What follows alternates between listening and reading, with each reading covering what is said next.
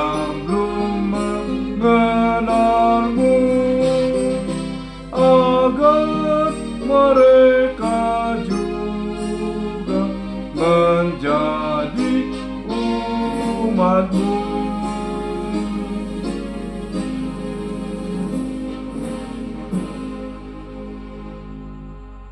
Kasih karunia dan damai sejahtera yang dari Allah Bapa dan anaknya Tuhan Yesus Kristus menyertai kamu. Amin.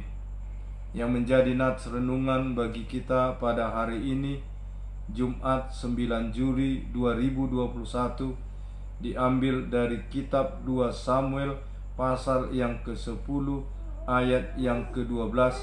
Demikianlah bunyinya. Kuatkanlah hatimu, dan marilah kita menguatkan hati untuk bangsa kita dan untuk kota-kota Allah kita. Tuhan kiranya melakukan yang baik di matanya. Demikianlah firman Tuhan. Bapak, Ibu, saudara-saudari yang kekasih di dalam nama Tuhan Yesus Kristus, nats renungan ini adalah ketika bangsa Israel menghadapi peperangan melawan Bani Amon dan orang Aram. Raja Daud memberikan penguatan atau memotivasi para tentaranya, para pahlawan perangnya, untuk menguatkan hati, pikiran, dan iman mereka kepada Tuhan, di mana mereka akan menghadapi peperangan. Demikian juga Raja Daud mau mengingatkan kita kepada sejarah bangsa Israel ketika bangsa Israel keluar dari tanah perbudakan Mesir menuju kepada tanah perjanjian, tanah Israel, di mana Tuhan menguatkan Yosua di tengah-tengah memimpin bangsa itu setelah Musa meninggal dunia. Kalau kita membaca Yosua pasal yang pertama dari ayat yang ke-7 hingga ayat yang ke-9, demikian dikatakan, hanya kuatkan dan teguhkanlah hatimu dengan sungguh-sungguh, bertindaklah hati-hati sesuai dengan seluruh hukum yang telah diperintahkan kepadamu oleh hambaku Musa.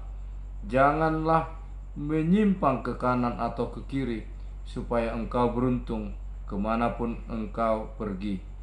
Janganlah engkau lupa memperkatakan kitab Taurat ini, tetapi renungkanlah itu siang dan malam, supaya engkau bertindak hati-hati sesuai dengan segala yang tertulis di dalamnya.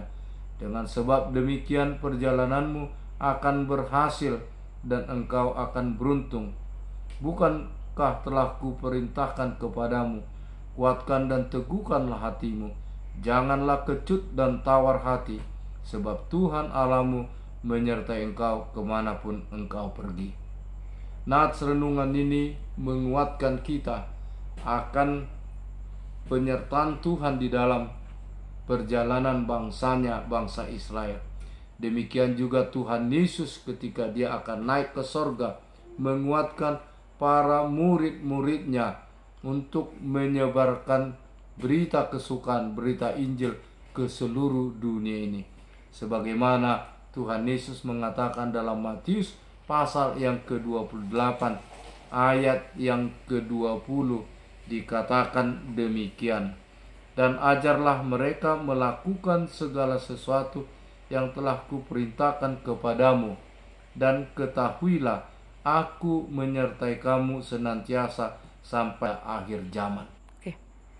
Nats ini menyatakan bahwa kepada kita pada masa sekarang ini menghadapi berbagai pergumulan, baik pergumulan secara pribadi, lepas pribadi, keluarga, masyarakat, berbangsa, dan bernegara, terutama menghadapi pandemi corona yang hingga saat ini masih belum dapat diatasi.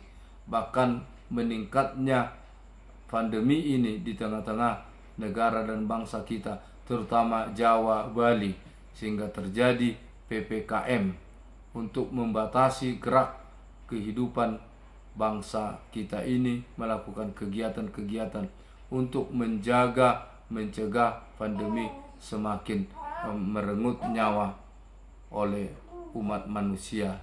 Oleh sebab itu, firman ini mengingatkan kita supaya di tengah-tengah pergumulan kita menyerahkan sepenuhnya ke tangan Tuhan. Dengan senantiasa kita dengar-dengaran akan firman Tuhan, kita tunduk kepada perintah Tuhan, hukum Tuhan, supaya di dalam menjalani kehidupan kita senantiasa merasakan penyertaan Tuhan, sebagaimana Tuhan mengatakan, Aku menyertai engkau hingga akhir zaman. Kiranya firman ini menguatkan kita, memampukan kita melewati masa-masa yang sulit ini. Amin. Kita berdoa. Bapa yang kekasih, di dalam nama Tuhan Yesus Kristus, firman-Mu menguatkan kami, meneguhkan iman kami di tengah-tengah berbagai pergumulan kehidupan kami, pribadi lepas pribadi, keluarga, masyarakat, dan bangsa kami, terutama menghadapi pandemi corona yang hingga saat ini belum berlalu.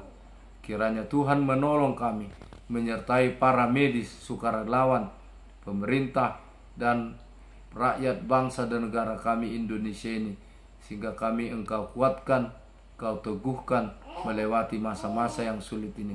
Kami hanya boleh berserah diri kepadamu Tuhan, agar senantiasa kehendak-Mu dan kebaikan-Mu lah menyertai kami dan melindungi kami. Ampuni Tuhan segala dosa dan kesalahan kami, agar kami senantiasa boleh layak hidup di hadapan-Mu. Terimalah Tuhan doa kami ini dalam pengasihan-Mu, di dalam Kristus Yesus, Tuhan dan Juru Selamat. Amin.